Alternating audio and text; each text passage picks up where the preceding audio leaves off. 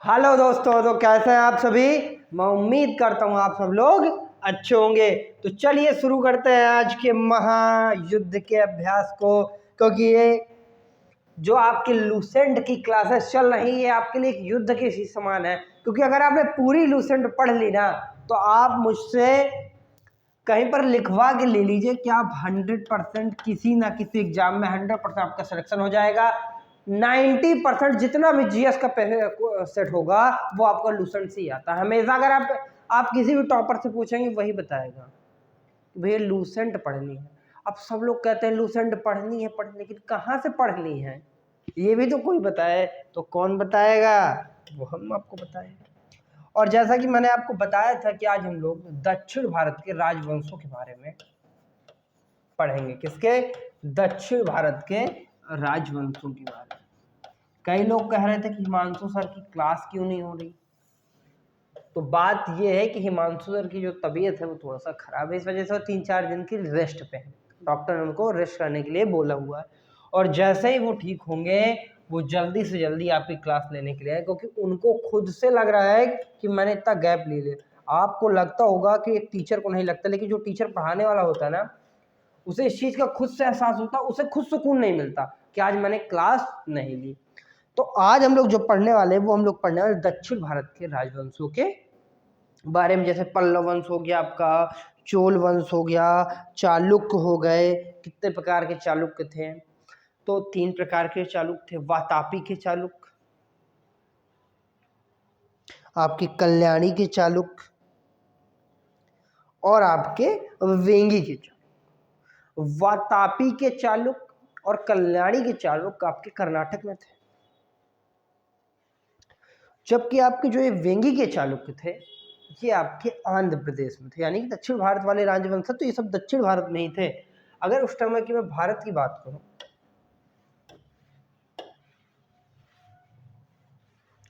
उस टाइम का जो भारत था वो कुछ ऐसा था कि नहीं था। अभी यहां पर आपको पड़ता है आंध्र प्रदेश। और उस टाइम पे सबसे इंपॉर्टेंट जगह थी आपकी मगध, जो कि आपको मैं कई बार बता भी चुका हूँ कि उस टाइम में सबसे ज़्यादा जो इम्पोर्टेंट जगह थी वो क्या थी? मगध था। तो इस चीज़ को आप ध्यान रखें।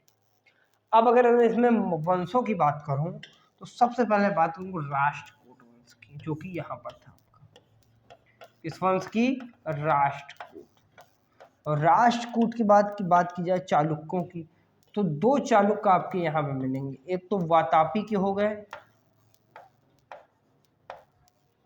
चालुक्य 3 प्रकार के थे, तो यहाँ आपको 2 चालुक्य मिलेंगे। कहाँ पर? कर्नाटक में। एक तो कल्याणी के और दूसरे वातापी के।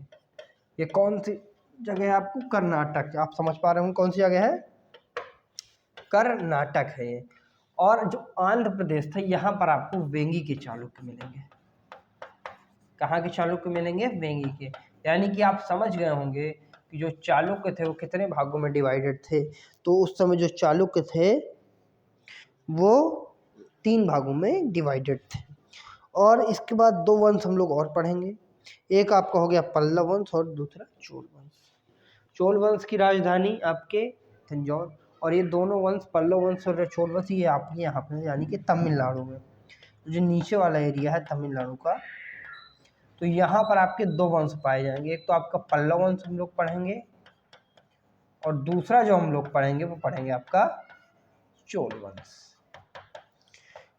यानी कि आपको समझ में आ गया होगा कि आज की क्लास का आपका टॉपिक क्या है, आप लोग क्या पढ़ेंगे। और किसी ने एक कभी बड़ी प्यारी बात कही थी, आज मुझे याद आ रही है, कि सपने उनके पूरे नहीं होते जो सपने देखते हैं। सपने उनके पूरे होते हैं जो उनको पाने के लिए, उनको पूरा करने के लिए कठिन मेहनत करते हैं, हार्ड वर्क करते हैं, उन्हीं के सपने पूरे होते हैं। इस चीज़ को आप लोग विशेष तौर पर ध्यान रखें। तो चलिए शुरू करते हैं आज की क्लास को। तो सबसे पहले हम लोग जो हेडिंग डालेंगे वो हम लोग हेडिंग डालेंगे चालुक्य। और चालुक्य का अगर बात मैंने आपको पहले ही बताया था 3 भागों में डिवाइड था। 1-2 दिन से मेरी थोड़ा तबीयत ठीक नहीं रहती, बट फिर भी मैंने आपकी एक भी क्लास मिस नहीं की होगी क्योंकि मुझे है कि मैं गलती से भी आपका, मेरी वजह से आपका कोई नुकसान ना हो। चालुक्य 3 थे जो कि मैंने आपको बताया था। आपको पहला हो गया कल्याणी के चालुक्य।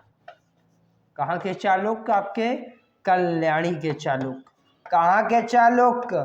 कल्याणी के चालुक्य। कहाँ के चालुक्य? कल्याणी के चालुक्य। आपको बार बार रिपीट करना है, कहाँ के चालुक्य? कल्याणी के चालुक्य। और ये आपके कहाँ थे? कर्नाटक में थे। इस चीज को भी ध्यान रखना है। कर्नाटक की राजधानी इस समय बैंगलोर। कल्याणी के बाद जो दूसरे आपके चालुक्य थे वो थे वातापी, और इसी को बादामी भी कहते हैं। तो अगर कहीं पे बादामी लिखा हो तो आपको डाउट में नहीं आना। तो चाहे एग्जाम में वातापी के चालुक्य कहा जाए, चाहे बादामी के चालुक्य कहा जाए, दोनों एक ही शब्द है। और ये भी आपके कर्नाटक में ही थे। और जो आपके लास्ट में थे वेंगी के चालुक्य। कहाँ के? और वेंगी के चालुक्य। तो भैया वेंगी के चालुक्य भैया आपको थोड़ा सा अलग जगह थे। इन्होंने कहा भैया हम अब 2 चालुक्य हो गए कर्नाटक के, अब हम भी थोड़े ना कर्नाटक के ही होंगे।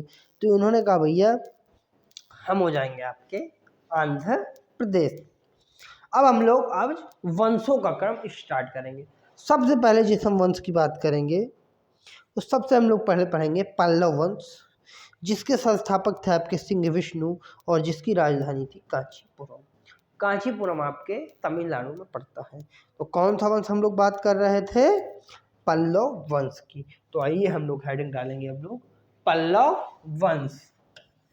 और आपको इस बार खींच के आंसर करना है कि जीडी हो, कितना भी एसएससी का एग्जाम हो, कोई भी एग्जाम हो, उसकी जीएस आपसे नहीं छूटनी चाहिए, क्योंकि आपने एग्जाम देने के साथ पढ़ाई की है।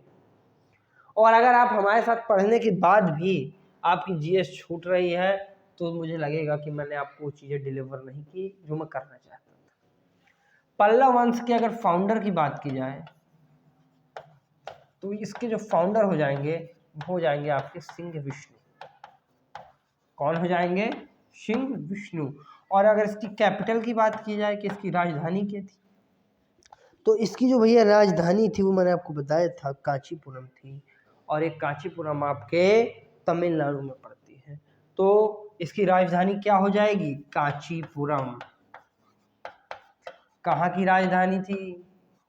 कांचीपुरम। पल्लव वंश की राजधानी थी कांचीपुरम। और पड़ता कहाँ भैया ये? तो ये आपका पड़ेगा तमिलनाडु में। और इसको हम लोग उठा के रख देंगे साइड में। पल्लव वंश का फाउंडर सिंह विष्णु, राजधानी पल्लव वंश की कांचीपुरम। कांचीपुरम कहाँ पड़ता है? तमिलनाडु। इसके बाद जो हम लोग पढ़ेंगे वो हम लोग पढ़ेंगे राष्ट्रकूट वंश के बारे में, जिसका फाउंडर जो था वो था दंती दुर्ग। किस वंश का? राष्ट्रकूट वंश का जो फाउंडर हो जाएगा वो हो जाएगा आपका दंती दुर्ग। और जो राजधानी हो जाएगी वो हो जाएगी आपकी मान्य खेत। क्या हो जाएगी? मान्य खेत। किसकी राजधानी थी आपके? राष्ट्रकूट वंश की। राष्ट्रकूट वंश का फाउंडर दंती दुर्ग। अब यहाँ पर आपको हेडिंग डाल देनी है राष्ट्रकूट। पहले मैं आपको वंश बढ़ाऊंगा, उसके बाद मैं आपको एक ओवरव्यू के बाद एक डिटेल में हम लोग डीपली हर चीज पढ़ेंगे। अब राष्ट्रकूट वंश में 2 चीजें बड़ी इंपॉर्टेंट आपको पढ़नी। एक तो आपको फाउंडर हो गया और दूसरी इसकी कैपिटल हो गई। फाउंडर जो थे वो थे आपके दंती दुर्ग। जैसा कि आपके दांत निकाल देते हैं ना जहां नहीं वहां, दांतों का दुर्ग यानी कि दंती दुर्ग। तो राष्ट्रकूट वंश का फाउंडर दंती दुर्ग। और राजधानी मैंने आपको इसकी बताई थी, आपको मान्य खेत बताई थी। और इसकी राजधानी का एक और नाम भी है, इसे आप मनकिर भी कह सकते हैं। तो आप लोग मान्य खेत लिख दिया, बाकी आपको जैसा वहां पर ऑप्शन मिले आपको वो टिक कर देना है। तो क्या हो जाएगी? मान्य खेत या फिर मनकिर। आपको नॉलेज हर चीज का होना चाहिए। आप जिस फील्ड में जाएं आपसे बेटर उस फील्ड में कोई और बंदा नहीं होना चाहिए। अगर आप एग्जाम देने जा रहे हैं तो आप ऐसे जाइए कि उस हॉल में आपसे ज़्यादा टैलेंटेड और आपसे ज़्यादा नॉलेजेबल बंदा हो। आप जिस फील्ड में रहिए ना बेस्ट रहिए कि आपसे बड़ा कोई ना हो। आप जहाँ जाएं वहाँ आप ही सबसे बड़े हों। और जिस दिन आप इस मंशा के साथ आप क्या करेंगे? पढ़ाई शुरू कर देंगे, जिस फील्ड में जाएंगे तो आप क्या करेंगे? एक अलग लेवल में आप ग्रो करेंगे। और एजुकेशन बहुत ज़रूरी है।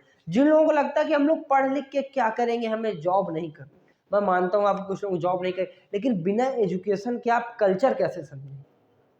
कल्चर नहीं समझेंगे तो आप जॉब बिजनेस कैसे करेंगे? नहीं कर पाएंगे ना।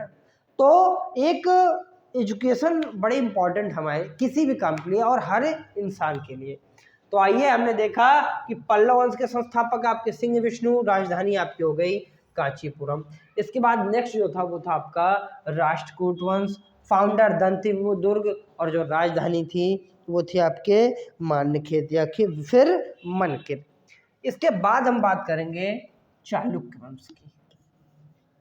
और चालुक्य मैंने आपको बताया भी था कि कौन कौन से चालुक्य थे। एक हो जाएगा आपका कल्याणी के चालुक्य, और कल्याणी के चालुक्य में आप देखेंगे तो जो इसका फाउंडर था वो था तैलपदिति। तो क्या क्वेश्चन यहां से उठता भैया कि कल्याणी वंश के संस्थापक, कल्याणी जो के चालुक्य थे उनके संस्थापक कौन थे? तो उनके संस्थापक थे तैलपदिति। किनके? कल्याणियों के, चालुक्यों के।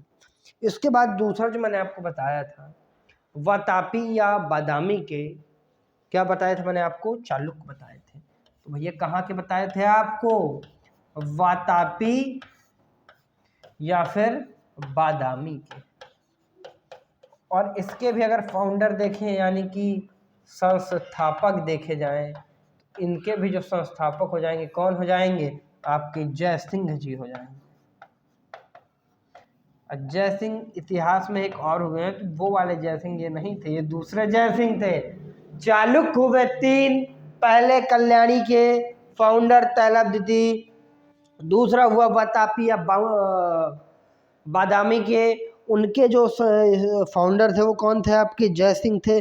और जो तीसरे थे वो थे आपके वेंगी के चालुक्य, और उनके जो फाउंडर हो जाएंगे वो मैं आपको बताऊंगा। कहाँ की भैया? वेंगी के चालुक्य। और इनके जो फाउंडर हैं वो आपके बड़ा सुंदर नाम है, भगवान विष्णु का नाम, और विष्णुवर्धन। तो क्या नाम हो जाएगा इनका? विष्णुवर्धन नाम हो जाएगा इनका। किनका भैया? वेंगी के चालुक्य के फाउंडर का नाम हो जाएगा आपका विष्णुवर्धन। इसके बाद 2 वंश और बचते हैं आपके। एक तो आपका हो गया चोल वंश और दूसरे हो गए आपके होयसल वंश। चोल वंश के जो फाउंडर थे वो थे आपके विजयालय, और राजधानी आपको बड़ी ही सिंपल जो कि हर बच्चे की जुबान में रटी होगी, तंजौर। तो 2 वंशों को देखने के बाद फिर हम लोग डिटेल में वंशों को देखना शुरू करेंगे। तो कौन कौन सा भैया बचा आपका? एक तो बचा आपका चोल वंश, और दूसरा बचा आपको भैया होयसल वंश। कौन सा वंश? होयसल वंश, जो कि आपको ये दक्षिण भारत के प्रमुख राजवंश थे, जो कि मैंने आपको इतनी देर से बताए हुए हैं, जो कि आपके एग्जाम के पॉइंट ऑफ व्यू से मोस्ट इंपॉर्टेंट वंश है। अब चोल वंश के जो फाउंडर थे वो थे विजयालय और राजधानी तंजौर, जो कि मैं आपको बता चुका हूँ। तो वही हम लोगों को यहाँ पर बताना है। और यही से एक क्वेश्चन बड़ा सुंदर आता है कि चोल वंश के फाउंडर कौन थे? तो कौन थे भैया? चोल वंश के फाउंडर थे विजयालय। क्या? विजयालय। और चोल वंश की राजधानी क्या थी? 50 बार एग्जाम में क्वेश्चन आया है कि चोल वंश की राजधानी क्या थी। तो जो चोल वंश की राजधानी थी वो आपकी क्या थी? तंजौर थी। क्या थी भैया? तंजौर थी। और होयसल वंश की राजधानी? समुद्र का द्वार, और जहां समुद्र का द्वार होगा वहीं भैया होयसल वंश होगा। यानी कि जो इसकी राजधानी हो जाएगी वो क्या हो जाएगी? द्वार समुद्र। क्या हो जाएगी भैया? द्वार समुद्र। आप समझ गए होंगे चोल वंश के फाउंडर विजयालय, राजधानी तंजौर, और चोल वंश के बाद जो आपका अगला हुआ क्या हुआ? होयसल वंश, राजधानी हो जाएगी द्वार समुद्र। तो चलिए शुरू करते हैं हम लोग अब डिटेल में। और सबसे पहले हेडिंग हम लोग लगाएंगे पल्लव वंश के बारे में। और पल्लव वंश आज की क्लास में आपका पूरा हर हाल में खत्म हो जाएगा। पल्लव वंश के जो फाउंडर थे वो मैंने आपको बताया भी था, क्या थे भैया? सिंह विष्णु थे जब मैंने आपको बताया था, और इसकी राजधानी थी कांचीपुरम, जो कि कहाँ पड़ती थी भैया, तमिलनाडु में। तो इसके जो फाउंडर थे कौन थे भैया आपके, सिंह विष्णु। कौन, सिंह विष्णु किसके फाउंडर थे, पल्लव वंश के। और इनकी कैपिटल थी वो थी कांचीपुरम, कांच का पुर यानी कि कांचीपुरम। और पड़ता कहाँ है, तो पड़ता भैया आपके तमिलनाडु में। कहाँ पर, तमिलनाडु में पड़ता है। और इनके दरबार में एक कवि रहते थे जिनका नाम था भारवी, जिन्होंने कीरत अर्जुन नियम लिखा था। क्या लिखा था भैया, कीरत धन अर्जुन धन नियम, यानी कि किरातार्जुनियम। क्या नाम था उसका, किरातार्जुनियम। और लिखने वाले का नाम भैया मैंने आपको बताया क्या, भारवी। और किनके दरबार में रहते थे, तो सिंह विष्णु के दरबार में रहते हैं। तो क्या नाम हो जाएगा भैया उनका, भारवी। भारवी कौन थे भाई, क्वेश्चन आ जाता है कि सिंह विष्णु के दरबार में कौन सा कवि रहते थे, तो भारवी रहते थे। और इनने एक बड़ी सुंदर बुक लिखी, किरातार्जुनियम।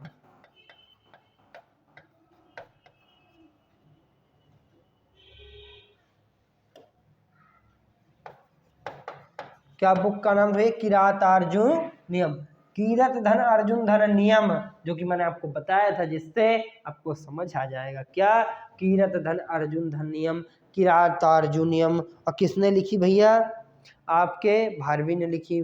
भारवी किसके दरबार में कवि थे, तो सिंह विष्णु के दरबार में कवि थे। और इसके बाद जो अगले होंगे वो हो जाएंगे आपके महेंद्र वर्मन प्रथम। इसके बाद जो आए अगला वंश, मतलब पल्लव वंश के जो अंतिम शासक थे, जो कि इनके बाद बने, वो थे महेंद्र वर्मन प्रथम। कौन थे भैया, महेंद्र वर्मन प्रथम। और इनने 2 उपाधियां धारण की, एक तो विचित्र चित्र और दूसरा आपका मत विलास। क्या भैया, मत विलास। और एक बड़ी पुस्तक भी है इसी नाम से, यानी कि उनकी उपाधि के नाम से, जो कि मैं आगे आपको बताऊंगा, जिसका नाम है मत विलास प्रहसन। तो महेंद्र वर्मन की अगर उपाधियों की बात की जाए, तो एक उपाधि तो मैंने आपको बताई थी विचित्र चित्र। क्या बताई थी भैया, विचित्र चित्र। और विचित्र चित्र के बाद जो दूसरी उपाधि थी वो थी आपकी मत विलास। क्या थी, मत विलास। और अगर बुक की बात की जाए इनकी, तो इनकी उपाधि में सिर्फ प्रहसन जोड़ देना। तो इनकी उपाधि क्या थी, मत विलास। और एग्जाम में 20 बार क्वेश्चन पूछा गया है कि मत विलास प्रहसन किसकी है, किसके समय की है, तो महेंद्र वर्मन प्रथम के समय की है। और महेंद्र वर्मन प्रथम किस वंश का शासक था, तो पल्लव वंश का शासक था। पहले ये किस धर्म में विश्वास रखता था, जैन धर्म में, लेकिन बाद में शैव धर्म को मानने लगा। इसके बाद जिसकी बात करेंगे हम लोग, बात करेंगे नरसिंह वर्मन प्रथम की। किसकी, नरसिंह वर्मन प्रथम की। किसके बाद भैया, महेंद्र वर्मन। और पहले किस धर्म का अनुयायी था, बात करते हैं तो पहले था भैया जैन धर्म का। और जैन धर्म के संस्थापक ऋषभदेव। मैं आपको 20 बार बता चुका हूँ, गलती नहीं होनी चाहिए एग्जाम में, इस बात का विशेष ध्यान रखिए। लेकिन बाद में ये शैव धर्म का अनुयायी बन गया। किस धर्म का, शैव धर्म का। और शैव धर्म किस भगवान की पूजा की जाती है, तो भगवान शिव की पूजा की। शैव धर्म किस भगवान की पूजा की जाती है, शैव धर्म। महेंद्र वर्मन प्रथम पल्लव वंश का द्वितीय शासक था, जिसने विचित्र चित्त और मत विलास 2 उपाधियां धारण की। मत विलास प्रहसन इसके समय की बुक थी, एक बड़ी फेमस पुस्तक थी। महेंद्र वर्मन प्रथम पहले जैन धर्म का अनुयायी था। किस धर्म का, जैन धर्म का अनुयायी था, लेकिन बाद में उसने शैव धर्म अपना लिया। शैव धर्म में लोग भगवान शिव की पूजा करते हैं, इस चीज को आप ध्यान रखिएगा। इसके बाद जो शासक हुए वो हुए नरसिंह वर्मन प्रथम। किनके बाद, महेंद्र वर्मन प्रथम के बाद जो अगला शासक हो जाएगा वो हो जाएगा आपका नरसिंह वर्मन प्रथम। इनके बाद हम लोग नीचे मूव थोड़ा सा करेंगे। इनके बाद जो भैया आपके हो जाएंगे नरसिंह वर्मन प्रथम, यानी इस वंश का तीसरा शासक। और इसने एक बड़ी भैया रथ मंदिरों का निर्माण करवाया है इसने। किसका, रथ मंदिर। और रथ मंदिर आपके कहाँ है, तमिलनाडु में है। कितने मंदिर है, 7 मंदिर है। सबसे बड़ा रथ मंदिर युधिष्ठिर का है। सबसे छोटा रथ मंदिर किसका है? आपका द्रौपदी का है। और 50 बार क्वेश्चन पूछा गया है। इसे एकाश मंदिर भी कहते हैं। इसे एक चट्टान से क्योंकि काटकर बनाया गया था, और इसे मेनली जाना जाता है महाबलीपुरम के मंदिर के नाम से। तो इसने कौन सा मंदिर बनवाया भैया? महाबलीपुरम का मंदिर। अब इसके अनेक नाम हैं, चाहे इसे रथ मंदिर कहिए, अच्छा है, इसे आपको बहुत मन है तो आप इसे ये भी कह सकते हैं, क्या कह सकते हैं? एकाश्म मंदिर। क्योंकि क्वेश्चन एग्जाम में 20 बार पूछा गया है कि महाबलीपुरम मंदिर कहाँ है, तो तमिलनाडु में है। किस शासक ने बनवाया? तो नरसिंह देव वर्मन प्रथम ने बनवाया। और इसमें सब कितने रथ मंदिर है क्वेश्चन आ जाता है। रथ मंदिरों की संख्या, तो रथ मंदिरों की संख्या है भैया आपके 7। और सबसे बड़ा रथ मंदिर कौन सा है? किसका है मतलब?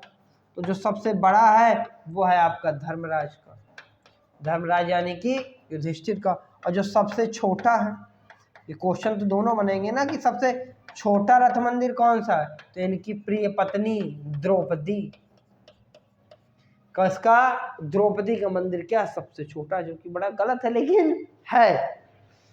तो नरसिंह वर्मन प्रथम ने रथ मंदिरों का निर्माण करवाया, जो कि जिन्हें महाबलीपुरम मंदिर के नाम से भी जानते हैं, जो कि आपके तमिलनाडु में 7 रथ मंदिर है। सबसे बड़ा धर्मराज मंदिर का है, सबसे छोटा द्रौपदी का है, 7 टोटल। और नरसिंह वर्मन प्रथम ने पुलकेशिन द्वितीय को भी हराया था। किसको हराया था भैया? चालुक्य वंश, जो वातापी के चालुक्य थे उनमें शासक था पुलकेशिन द्वितीय। और पुलकेशिन द्वितीय ने हर्षवर्धन को हराया था। किसने? पुलकेशिन द्वितीय ने। और पुलकेशिन द्वितीय किस वंश का था? वातापी वंश का था। तो इन्होंने भैया एक बड़ी विजय भी हासिल की, तो इनने हराया था किसी को भैया। किसको हराया था भैया? पुलकेशिन द्वितीय को। और एग्जाम में 50 बार क्वेश्चन पूछा गया है कि हर्षवर्धन किस शासक से हारे थे, तो पुलकेशिन द्वितीय से हारे। और पुलकेशिन द्वितीय को किसने हराया? तो पुलकेशिन द्वितीय को आपके नरसिंह वर्मन प्रथम। किस वंश का शासक था? पल्लव वंश का शासक था, इसी ने महाबली। और जब इसने इसको हराया तो इसने एक उपाधि धारण की, वातापी कोंड की उपाधि धारण की। किसने? आपके नरसिंह वर्मन प्रथम ने। और पुलकेशिन द्वितीय किस वंश का था भैया? तो वातापी का चालुक्य था। ये कहाँ का चालुक्य था भैया? वातापी का चालुक्य। और जब इसने हराया इसको तो एक उपाधि इसने धारण कर ली। किसने? आपके ये महानुभाव से नरसिंह वर्मन प्रथम, इनने एक उपाधि धारण और कर ली, जिसका नाम क्या था? वातापी कोंड। क्योंकि ये वातापी का चालुक्य 3 हुए, वातापी, कल्याणी और वेंगी, तो ये वातापी का चालुक्य था। अब अगर आप इसमें देख पा रहे हो, एक क्वेश्चन और अराइव होता है कि पुलकेशिन द्वितीय ने किसको हराया? तो पुलकेशिन द्वितीय ने आपके हर्षवर्धन को हराया था। किसको? हर्षवर्धन को। और इसी के समय कौन एक चीनी यात्री आया था? ह्वेनसांग। और ह्वेनसांग को क्या कहा जाता है? यात्रियों का राजकुमार, शाक्य मुनि, ये सब किसे कहा जाता है? ह्वेनसांग को कहा जाता है। 630 में भारत आया था और 645 में वापस गया। और इसने अपना यात्रा वृत्तांत भी लिखा, जिसे सीयूकी के नाम से जानता है। ये भारत में 15 वर्ष रुका था। अब देखिए आगे देखेंगे, यात्रियों का राजकुमार तो ये हो गया। अब अगर बात की जाए कि मध्यकालीन यात्रियों का राजकुमार किसे कहा जाता है, यही एक क्वेश्चन आ जाता है कि मध्यकालीन यात्रियों का राजकुमार किसे कहा जाता है, तो आप क्या उत्तर करेंगे? तो जब पूछा जाए कि मध्यकालीन यात्रियों का राजकुमार किसे कहा जाता है, तो मार्को पोलो कहा जाता है। किसको? मार्को पोलो का। तो मध्यकालीन यात्रियों का राजकुमार किसे कहा जाता है भैया? आपके कहा जाता है मार्को पोलो को। तो मध्यकालीन यात्रियों का राजकुमार जो आपका हो जाएगा, वो हो जाएगा मार्को पोलो। तो आपको ये चीज़ समझ में आए, और इसे एक अलग से नोट बना के नोट कर लीजिएगा, क्योंकि क्वेश्चन 50 बार आया है कि मध्यकालीन यात्रियों का राजकुमार कहा जाता था मार्को पोलो को, और वैसे यात्रियों का राजकुमार ह्वेनसांग को कहा जाता है। तो आप समझ गए होंगे किसके बारे में बात हो रही थी? नरसिंह वर्मन प्रथम की। इसने वातापी कोंड की उपाधि धारण की कब? जब इसने पुलकेशिन द्वितीय को हराया, क्योंकि वो वातापी वंश का था। इन्हें रथ मंदिर, एकाश मंदिर या फिर महाबली मंदिर, नाम अनेक है मंदिर एक, नाम अनेक मंदिर एक। इसे रथ में 7 मंदिर थे, इसमें सबसे बड़ा धर्मराज का था, सबसे छोटा द्रौपदी का था। तो यानी कि ये चीज आपको अभी तक एकदम पूर्णतः आप लोग समझ गए होंगे। नरसिंह के बाद 2 शासक और हुए, महेंद्र वर्मन द्वितीय और परमेश्वरन अय्यर वर्मन प्रथम। कौन से? महेंद्र वर्मन और परमेश्वर वर्मन। लेकिन ये इंपॉर्टेंट नहीं है, लेकिन हमें मालूम होना चाहिए क्रम में। तो इसके बाद जो अगले शासक हुए तो उनमें एक हो जाएगा आपका महेंद्र वर्मन। क्या नाम हो जाएगा भैया? महेंद्र वर्मन द्वितीय। और इसके बाद जो होंगे वो हो जाएंगे आपके परमेश्वरन अय्यर। क्या हो जाएगा नाम? परमेश्वरन वर्मन प्रथम। ये आपके जो 2 है ये ज़्यादा इंपॉर्टेंट नहीं, लेकिन नाम आप याद रखिएगा, क्योंकि ये किस वंश से आपके? ये आपके थे पल्लव वंश से। अब परमेश्वरन वर्मन के बाद जो अगला शासक हुआ वो हुआ आपका नरसिंह वर्मन द्वितीय। कौन हुआ भैया? नरसिंह वर्मन द्वितीय। और नरसिंह वर्मन प्रथम ने के बारे में आप अभी तक पढ़ रहे थे। और नरसिंह वर्मन द्वितीय के समय भारत में अरबों का आक्रमण हुआ और इसने कांची के कैलाश मंदिर, जिसे राज सिद्धेश्वर मंदिर के नाम से जानते हैं, उसका निर्माण करवाया था। मतलब इनके पिताजी ने भी भैया किसका निर्माण करवाया था? रथ मंदिर का। और इनने निर्माण करवाया, इनके पिता भी, दादा के दादा कह सकते हैं आप। और जो पुलकेशिन द्वितीय, सॉरी नरसिंह वर्मन द्वितीय जो थे, उन्हें राज सिद्धेश्वर मंदिर का निर्माण करवाया। इसके बाद कौन आया भैया? आपका नरसिंह वर्मन द्वितीय। कौन आया भैया? नरसिंह वर्मन द्वितीय। और इनने किसका निर्माण करवाया भैया? तो राज सिद्धेश्वर मंदिर। और एक क्वेश्चन अराइव होता है यहाँ पर, बड़ा प्यारा क्वेश्चन बना कि किस शैली में बना था। और दक्षिण भारत में मंदिर निर्माण की कौन सी शैली थी? तो द्रविड़ शैली थी। आज से हर बच्चा बोलेगा, हर मेरा दोस्त बोलेगा कि दक्षिण भारत में मंदिर निर्माण की जो शैली थी वो थी द्रविड़ शैली। तो दक्षिण भारत में ही राज सिद्धेश्वर का मंदिर था, तो कौन सी शैली में बना था? द्रविड़ शैली में बना था। राज सिद्धेश्वर मंदिर द्रविड़ शैली में बना था। कांची का कैलाश मंदिर भी इसको कहते हैं। मैंने आपको बताया भी था कि इसको एक किस और नाम से जाना जाता है? तो कांची का कैलाश मंदिर भी इसको कहा जाता है भैया। किसको? आपका जो राज सिद्धेश्वर का मंदिर है इसको कांची का कैलाश मंदिर भी कहा जाता है। और ये किस शैली में बना था? आपके द्रविड़ शैली में बना था। मंदिर निर्माण की 3 शैलियां थी, द्रविड़, नागर, बेसर। कौन कौन सी? द्रविड़, दूसरी जो थी वो थी नागर, और तीसरी जो थी वो थी बेसर, जो कि उस समय बहुत ही प्रचलित थी। और जो द्रविड़ में आपने देखा कि जो दक्षिण में मंदिर निर्माण की शैली थी वो थी द्रविड़ शैली। इनके दरबार में एक कवि भी रहते थे जिनका नाम था दंडी, जिनने 10 कुमार चरितम नामक एक पुस्तक लिखी थी। तो इनके दरबार में भैया कवि कौन थे? दंडी। और इनने बुक कौन सी लिखी? 10 कुमार चरितम। क्या नाम था बुक का? 10 कुमार चरितम। अब किसकी रचना थी 10 कुमार चरितम? दंडी की। और दंडी किसके शासनकाल में कवि थे? वो थे नरसिंह वर्मन द्वितीय के। अब नरसिंह वर्मन द्वितीय के बाद जो अगला शासक होगा वो होगा नंदी वर्मन द्वितीय। और नंदी वर्मन द्वितीय ने कांची का बैकुंठ मंदिर या फिर मुक्तेश्वर मंदिर का निर्माण हुआ है। किस मंदिर का? कांची का बैकुंठ मंदिर या फिर मुक्तेश्वर मंदिर। तो नरसिंह वर्मन द्वितीय के बाद जो अगला शासक आपका हो जाएगा, वो हो जाएगा आपका नंदी वर्मन द्वितीय। किसके बाद शासक हुआ था ये? नरसिंह वर्मन द्वितीय के बाद नंदी वर्धन द्वितीय। क्या नाम था भाई इसका? नंदी वर्मन द्वितीय।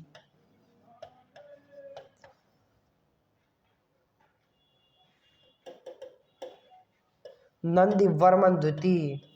और इसने कांची का बैकुंठ मंदिर कहिए उसको, क्या कहिए उसको? कांची का बैकुंठ मंदिर कह लीजिए, चाहे मुक्तेश्वर का मंदिर कह लीजिए, दोनों ही सेम बातें हैं। और इसके बाद एक शासक और हुआ इस वंश में, जिसका नाम है आपका अपराजित वर्मन। क्या नाम है? अपराजित मंदिर। और यही से इसके बाद हम लोग पल्लव वंश हमारा समाप्त हो जाएगा। तो कांची का बैकुंठ मंदिर या फिर मुक्तेश्वर मंदिर, दो मंदिरों का इसने निर्माण करवाया था। कौन कौन सा? एक आपका होगा कांची का बैकुंठ मंदिर और दूसरा आपका हो गया मुक्तेश्वर मंदिर। निर्माण किसने करवाया? नंदीवर्मन द्वितीय ने। और नंदीवर्धन द्वितीय के बाद जो अगला शासक हुआ वो आपका हुआ अपराजित वर्मन। क्या हुआ? अपराजित वर्मन। यानी कि आज की क्लास में आपने सारा पल्लव वंश समाप्त कर लिया। एक क्लास में दक्षिण भारत का एक जो प्रमुख राजवंश है आपका पल्लव वंश समाप्त हो गया। इसकी स्थापना की थी पल्लव वंश की आपके सिंह विष्णु ने। राजधानी थी कांचीपुरम, तमिलनाडु। सिंह विष्णु के बाद जो अगला शासक हुआ वो हुआ महेंद्र वर्मन प्रथम। महेंद्र वर्मन प्रथम जो था, इसने मत्त विलास और विचित्र चित्त नामक उपाधियां धारी। इसकी एक बुक भी थी, मत्त विलास प्रहसन। मत्त विलास में जो इसकी उपाधि में थे उसमें एक शब्द जोड़ दिया, प्रहसन। तो मत्त विलास प्रहसन हो गया। पहले ये जैन धर्म का अनुयायी था आपका। कौन भैया? किसकी बात चल रही थी? महेंद्र वर्मन प्रथम की।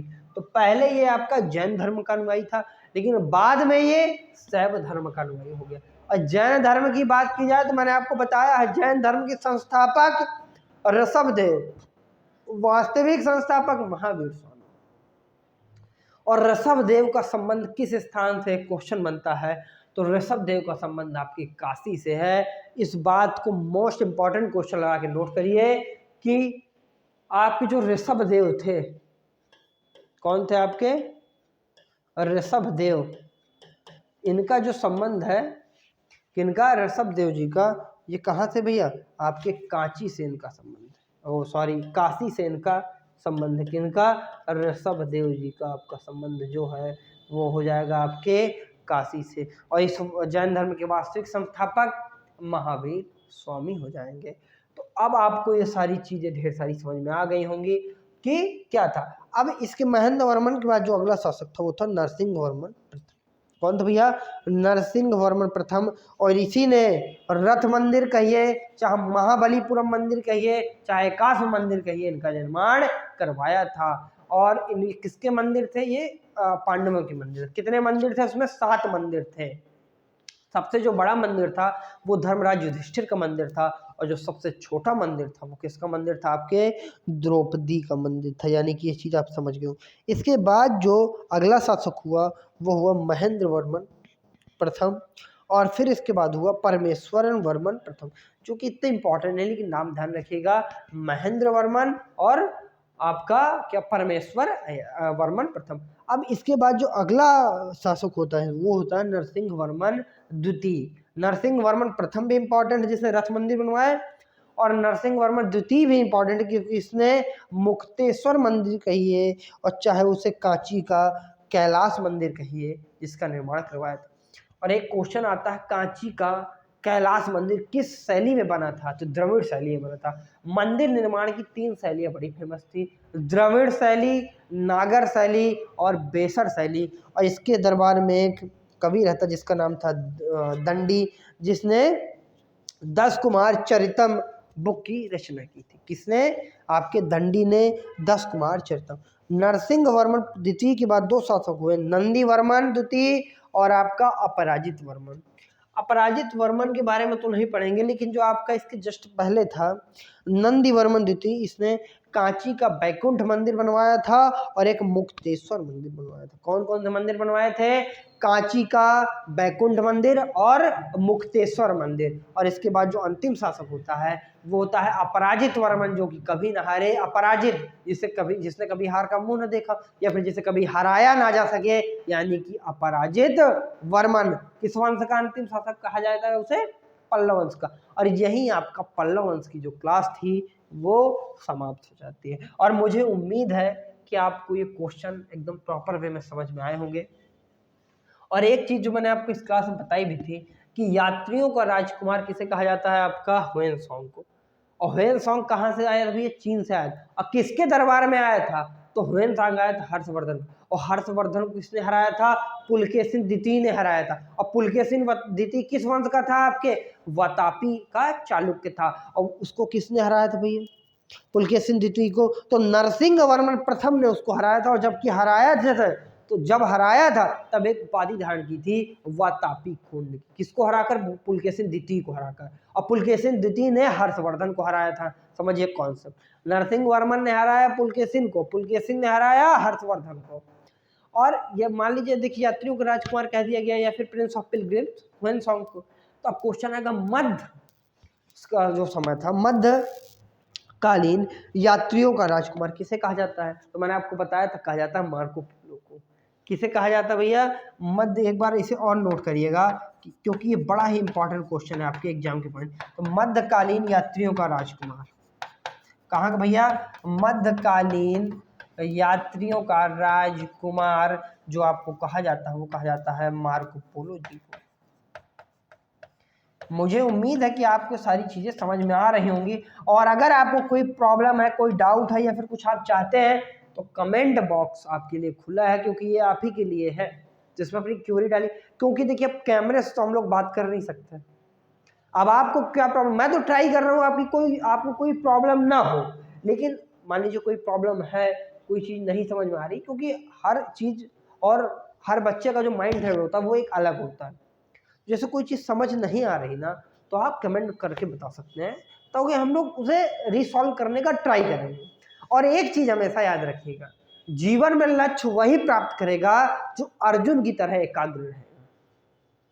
क्योंकि जब उनके गुरु ने अपने हर शिष्य से पूछा कि तुम्हें क्या दिख रहा है, तो किसी ने कहा पत्ते दिख रहे हैं, ये दिख रहे हैं, लेकिन सिर्फ अर्जुन ने कहा था कि मुझे चिड़िया की आंख दिख रही है। तो आपका भी जो ध्यान है वो आपके लक्ष्य के प्रति ऐसा होना चाहिए कि आपको भी सिर्फ अपना लक्ष्य एसएससी जीडी दिखना चाहिए। जीडी के अलावा आपको इस समय कुछ भी नहीं दिखना चाहिए। सब चीजें छोड़ दीजिए, सिर्फ और सिर्फ पढ़ाई पे मन लगाइए, और जीडी में इस बार आपको हर हाल में सिलेक्ट